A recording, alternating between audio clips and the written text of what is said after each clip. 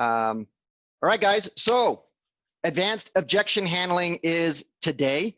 I have all of you guys on mute. If you have any questions, either unmute yourself, hold down the space bar, which is a shortcut to unmute yourself temporarily, or raise your hand, and I'll try and monitor the chat as we're talking. We are live on Facebook in the group as well. So, you can go back and watch this if there are some tidbits. So don't spend so much time writing as much as you're engaged within the training. So today, our objection that we do, and I don't want to just stay focused on this. For those of you that are attending live, I want to be able to kind of redirect to the objections that you guys are working on, but I do want to spend some time on the objection of today, of the day in the actual group. And that objection is, I've never heard of your company. How much business do you do in my area, right? I'm sure nobody's ever gotten that objection, right? Truth is, I don't get that objection very often. And it's not one of those things that really come up in my day-to-day. I try to make it a point. Now, I'm not prospecting buyers and sellers like you guys are, but I like to think that I'm actually doing one level more difficult, and that's talking to agents. And my goal is not for them to ever not know who I am or know who the company is, but I have a smaller pool that I'm going after. It's much easier for me to get out in front of them as it is you guys in your market. And when we look at this, we're actually looking at how warm are the people that you're calling, right? Are you prospecting, and are you prospecting, how warm is that pool? For example, if you're calling around just listed, just solds, that's a very cold list, right? They don't know you, like you, trust you, that we don't even know if they're looking to sell their home. The only thing is that they're just located within a certain distance from a home that's for sale. Or are you calling an expired listing or for sale by owner? In our market, I can't remember the last time when I saw a for sale by owner sign go up. They occur, but there's not a whole lot. And I think most markets are selling pretty fast, so a lot of homes are coming on the market going off. So not many foreclosure for sale by owners are coming up. But with that being said, is that the conversation that you're going to be having is going to be based on the warmth of the prospect that you're going to be calling, right? It's more likely that you're going to get, I've never heard of your company. Actually, it's probably equally as possible depending on the quality of the person. So here's what I do, and here's what I always do. I'm not a guy that just, you throw an objection at me, I throw a rebuttal at you and close, right? It's more of throwing a frog into a boiling water or warm water and start turning up the heat and start boiling it, asking a lot of questions, because as you guys hear me say, the person who asks the questions controls the conversation.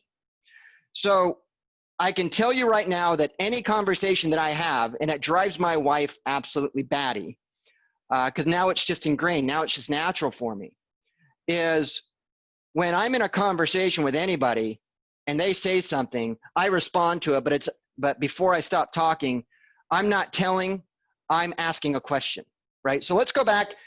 So that's my pre-frame. Let's talk about, I've never heard of your company. So I've never heard of your company. Okay, the first thing I'm going to do is I'm going to repeat what they're saying in the frame of a question, very curious, right? Hey, you've never heard of my company? Pause, right? The next person who talks loses, because that uncomfortable pause that you're going to have is, look, you're the salesperson, right? That's why you're in this group. That's why you're on this call, is to hone your sales skills. So your knowledge of communication is going to be vastly higher than that of a consumer. The worst person I always was when I was a solo agent, when I was actually in production, was going up against another salesperson, right? Most people aren't in sales, and if they are in sales, most people don't practice the art of sales. So I've never heard of you. I've never heard of your company. Really? You've never heard of my company? Wow, that's interesting. And then I'm going to ask another question, right? Really? You've never heard of my question? That's really interesting. I happen to sell quite a few homes in the area, or my office happens to sell a lot of homes in the area. Let me ask you a question, if you don't mind, while I have you on the phone. Remember, a softener. We talked about that a few days ago. If you don't mind me asking, while I have you on the phone, do you really have to sell your home, or are you still looking to sell your home? that's framing it as if it's an expired listing. If it's someone around a just listed, just sold, then it's like, really? You've never heard of my company? That's really interesting. We sell quite a few homes in the market. If you respond with that, with confidence and with clarity, 9 times out of 10, that's good enough. You're going to satisfy their curiosity. They're not going to go any deeper than that. Now, the other 10%, they might go any deeper than that, right? And you have to be prepared for that, and you just prepare for that with another kind of more specific, but still a general answer. Like, I've never heard of you or the company. Really, that's interesting. We sell quite a few homes in the area. If you don't mind me asking, how long have you lived at this address? Well, I've lived at this address for 5 years, but really, do you know my market area? Well, that's actually a really great question. Yes, in fact, I really do know your market area, but I also know the adjacent and the surrounding market areas because, again, me and my company, we sell quite a few houses in the area. If you don't mind me asking, I saw that your home came off the market as an expired listing. I was curious, are you still looking to sell your home? Right? Notice I'm not going straight in, are you still looking to hire an agent? I know that's the Mike Ferry way. I'm boiling a frog, right? I'm engaging in sales conversation or conversation that I don't want to appear salesy, right? I don't want to go straight to the jugular, right? When I was dating my wife, when I first was, courting my wife, I wasn't going to go straight in and ask her to marry me, right? You have to do small talk, but the small talk doesn't have to be talk that is not relative to the conversation that you're engaged in, right? So any questions? I got Cecilia, welcome. Glad to have you on here. Trina's on here. Adriana, I'm good. How are you? I'm also good, thank you. Good. I like the session very much. I'm glad. I'm glad to hear that. Do you have any questions? No, I'm right now just digesting the information.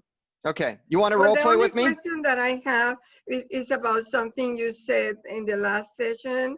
Okay. About that you believe that the market is going to go drastically down. Okay. What's your question? Yeah. When do you think that, is that when do I see that happening? Excuse me? When do I kind of foresee that happening? Is what you're wondering? Gosh, you know what? If I knew that, I would not be where I'm at, right? I would be doing much, much bigger and better things. Not that I don't enjoy what I do. So, I don't want to get too far into this just simply because this is for, advanced objection handling. Yeah. But the math of what's happening within the economy and what's happening within real estate, I saw our market going through a shift well before COVID-19, right? And it has to do not just with the real estate industry, but it also has to do with monetary policy, quantitative easing, the way that the Federal Reserve is just printing money like it's monopoly money, how it's buying everything now. It was buying everything before, just not to the same extreme. So, I don't know. One of the things that I'm noticing since we talked last time is that you're really starting to see gold break out and you're starting to see the dollar index go down. So whether you believe that gold's going up because the dollar's going down or the dollar's going down because gold's going up, that's not a good thing, right? And when a lot of people don't look at the correlation between the overall economy, because people say that, real estate's solid, real estate, it's isolated. They said that last time, but, we're all connected, right? So I don't know the answer to that. I think that we're probably good until things kind of thaw out here. I think that we might be good for the rest of the year, but my personal opinion is that things can adjust quite rapidly. I mean, if you remember, you've been in the business a long time. Remember when the Great Recession happened? It was like everything was all sunshine and rainbows, and then all of a sudden we were in a tornado, right? It's like, holy cow, what? I mean, there were lead up to that, but I think for the most part, our industry is very bullish, very optimistic, very glasses half full.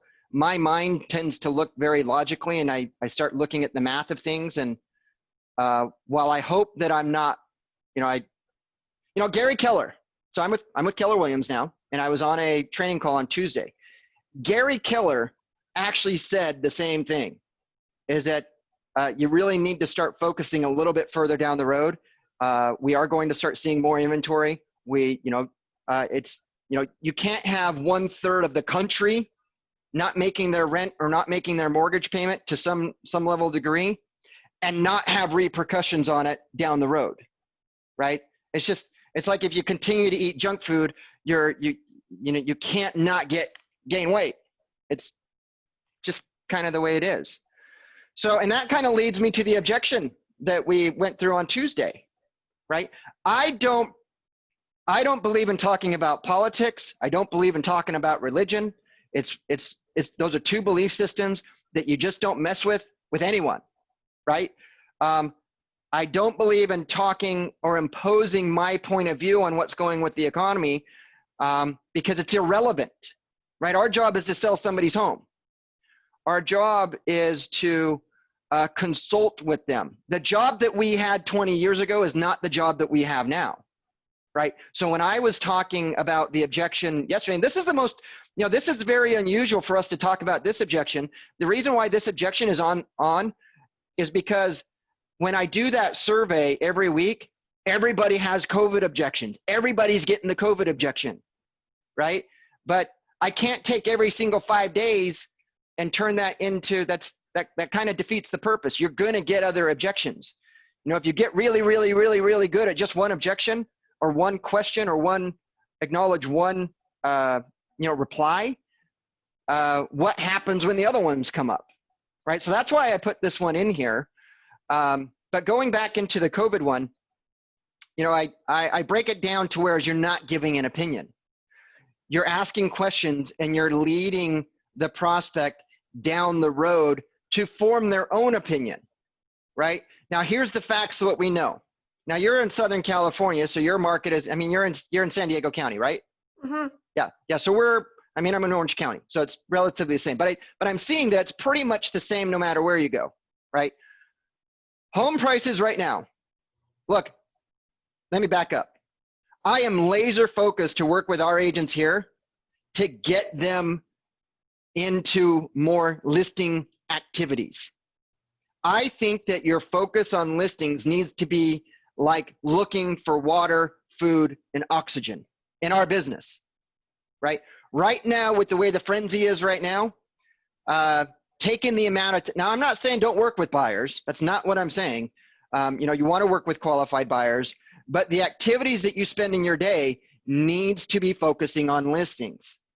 Listings is the bait for buyers, but listing information is what buyers want. And for those of you that actually carry an inventory in listings and have a career in actually following listings, you're probably seeing that these buyers are trying to go around agents to get to work directly with you because there's an incentive working with the listing agent when there's a dozen offers on the table, right? Or they've experienced situations where they're competing with a dozen offers and rightfully so, they look at themselves being in a weak negotiating position when they have a different agent when the listing agent would be a better source of them. And quite honestly, I agree with them, right? When I listed properties, I was always very ethical, full disclosure, right? I told buyer's agents that if I was representing a buyer and that I do reserve the right to adjust my commission to make things work. That's how it is, right? That's sales. That's how it is. And it's naive for us to think, especially in a market like ours with a higher price point with a more mature buyer and seller, it's naive to think that the buyer doesn't think that way, right? End of rant, coming back onto the point. So when I talk about this, and it's probably true across the country, that right now, if you sold your home, even if you perceive that you gave the buyer a deal, you're selling that home for more money than the history of forever. Definitely, right? I mean, you know that's happening in your market, right, Cecilia? Yes. Home prices are just right here. Yes. We've been placing offers for 2 buyers where we have to compete with 8 other buyers. Yeah. And our buyer accepted to pay $10,000 more to get the property. Yeah, and that's happening, right? One of our agents accepted an offer, had a dozen offers, $75,000 over list, and they're coming in it with cash. They're coming in with the difference in cash plus their down payment, Yes. right? So it's wacky. It defies logic. And when you're actually in a market that defies logic, then you actually have to really start questioning the market. It's awesome. It's awesome for your sellers. But, you know, I was on a training call that you can't have an awesome situation for sellers and have an awesome situation for buyers at the same time. The awesome thing for buyers at the same time is the fact that they actually get to buy the property, right? But if prices are at historic highs, then that means the buyer's buying at historic highs. And if you're pre-framing, if you're looking at the situation in the same bundle, then it can't be great for both, right? So here's what I do, just to kind of reiterate Tuesday, the COVID. Mr. and Mrs. Seller, okay, so we can agree that your home is worth more now than it ever has been ever, right? We can agree on that, and they're going to say yes. Okay, so now let's look at the COVID situation. Let's look at the state of the economy. You're probably watching the news, right? And they're going to say yes, right. Notice how I always I'm very conversational, right? I say a sentence framed as a question. I keep them engaged. And for those of you that have met with me and have sat down with me, it's just my nature, right? Okay, so you see the news, you see what's going on. Yeah. You're seeing what's going on, that a lot of people are on unemployment, the Federal Reserve's printing a bunch of money, all this crazy stuff. You're seeing that, right? Yeah. Okay, so there are two sides to this coin. On one side, there are some really, really smart people that say that we're going to have a V-shaped recovery. We're just going to turn the light switch right back on, and it's just going to be sunshine and rainbows, and we're going to all just run off into the sunset, right? That's one side of the coin, right? Now, on the other side of the coin is the exact opposite, right? These are people who are just like, whoa, okay, this is going to be pretty gnarly, right? You better like start stacking back up on toilet paper. We're going to see a crash in the dollar. And you know what? Here's the thing, guys. Side note, gold's going up, dollar index is going down, right? When we start seeing a weak dollar, that's not a good thing, okay? Now, you have to buy a house in dollars, right? So let's look at that. We're seeing massive unemployment. We're seeing massive layoffs. We're seeing attack on wages and a reduction of income. All of that is a reduction, is an attack on values. That's downward pressure, okay? They're printing the printing press is just running, right? And by definition, when they print more money, that's inflating the monetary supply, which is inflation, right? When inflation, with low interest rates and high inflation, history has shown us back in the 80s that they had to raise interest rates to double digits. They didn't do that. They didn't just pull that out of thin air. They had to do it based on the market, right? So I'm not saying anything that's my opinion. I'm saying things that have happened in the past and things that are actually I'm looking at, and I'm just coming to my own deductions, right? But on the other side of the coin, they see, especially real estate, that we're seeing things. Right now, it's a frenzy. Right now, it could be the eye of the storm, but we're seeing that we could very well see interest rates go up and downward pressure on prices, right? Which means that home values are going to go down. So this is where we come into it. Mr. and Mrs. Seller, you agreed that home prices are historic highs. You have a 100% chance of doing it right now. Now we know that we have a 50-50 chance that if you wait this out, you might make a few bucks. You might just break even with where if you sold it now. But there's a 50% chance that you could chart. Now notice how I'm slowing down. Right now I'm getting drama. Now I'm getting serious. It's like talking to your kids. It's like your voice deepens and you start talking slow. Now, Cecilia, so I'm going fast. Now we have a 50% chance. I'm all sunshine and rainbows. We have a 50% chance that things are just going to continue to be awesome. But Cecilia, we have a 50% chance that you could start chasing the market down. And if you look at what happened in the Great Recession, when you start chasing the market down, that could be tens of thousands of dollars that could go into your pocket that we have a 100% chance of doing right now. So my question to you, Cecilia, is if I had a way that you felt comfortable and confident that we could safely market and sell your home in this COVID environment, and it meant saving you tens of thousands of dollars in the long run, is that something that you would consider? I think it's more logical to sell now and get top dollar. Yeah, I agree with you, Cecilia. So do you think that maybe you have some time this week to meet with me? I'd love to sit down with you for 20, 30 minutes just to share with you what we could do. Can we do that? Do you have some time this week? Yes, I think Saturday is good because my husband is here, and I think Saturday at 4 o'clock. Saturday, 4 o'clock? Perfect. So I'm Yes. looking at my calendar here. 4 o'clock doesn't really work for me. Are you okay with 3 o'clock? Yes, it can also Okay. work. All right. So guys, let me tell you why I did that. I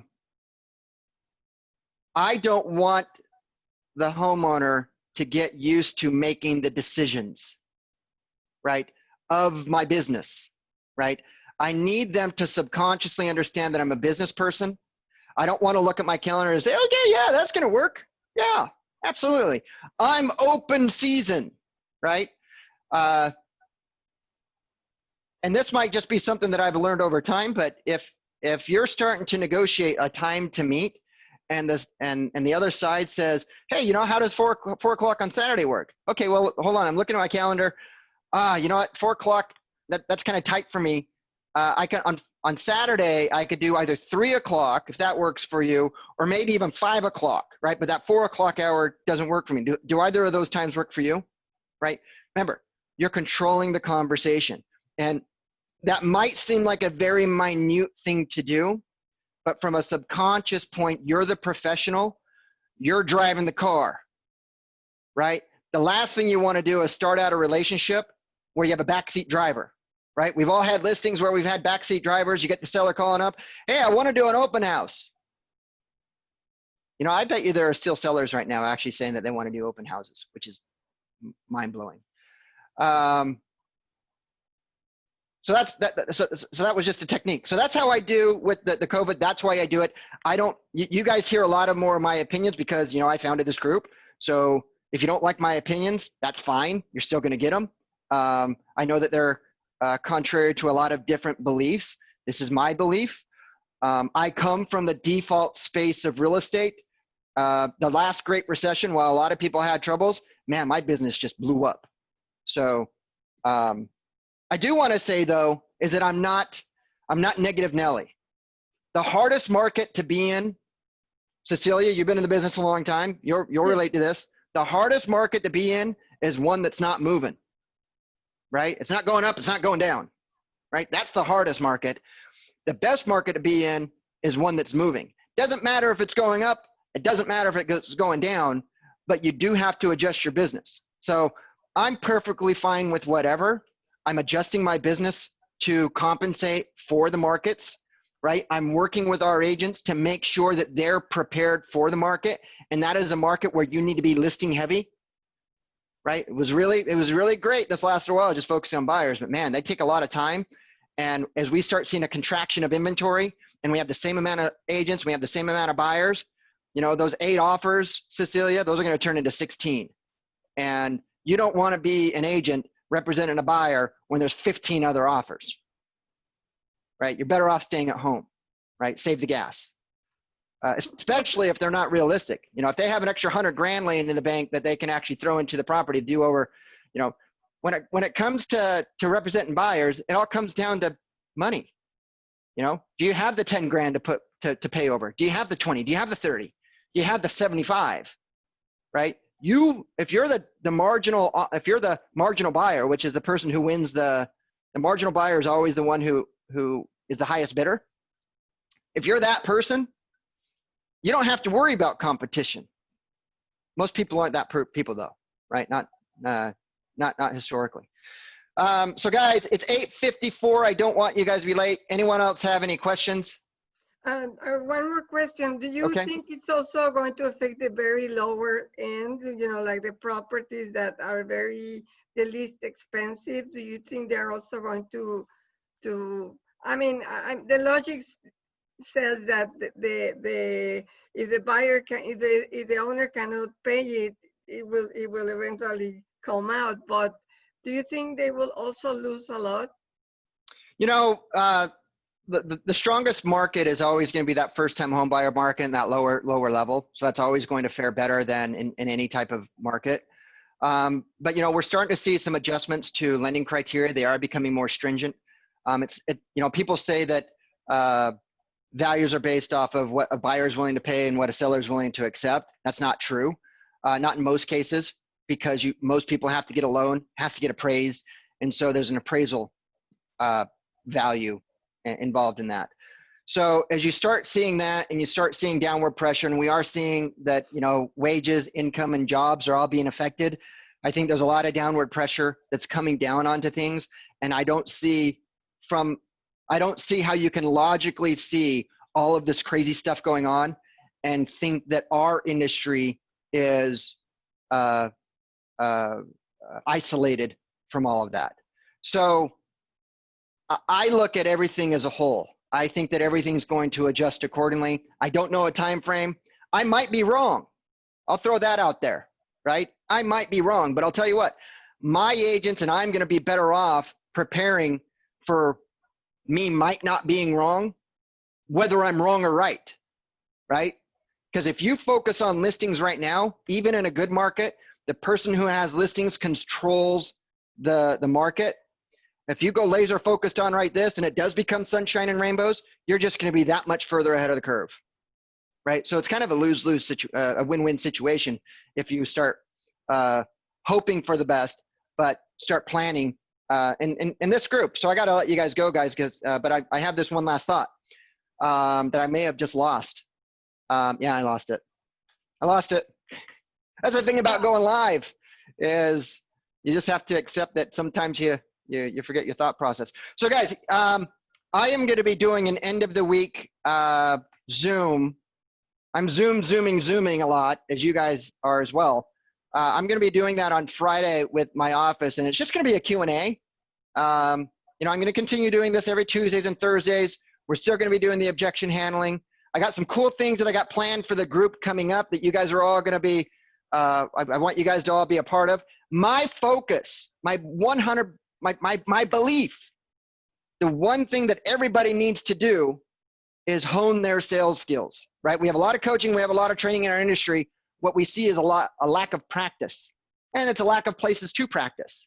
This group solves that, right? You're better off getting really, really good, because as the competition increases, your skills have to increase accordingly as well, right? So I love having you guys on here. So I'm going to let you guys go. It's 8:58. I got to walk into my room and get my day started off over here. If you guys have any questions, concerns, get on your role playing. Have a great day. If you have any questions, you know, reach out to me. Okay? Thank you. Thank you very much. All right. See you guys. Bye. Thank you, Brett. You're welcome. Bye.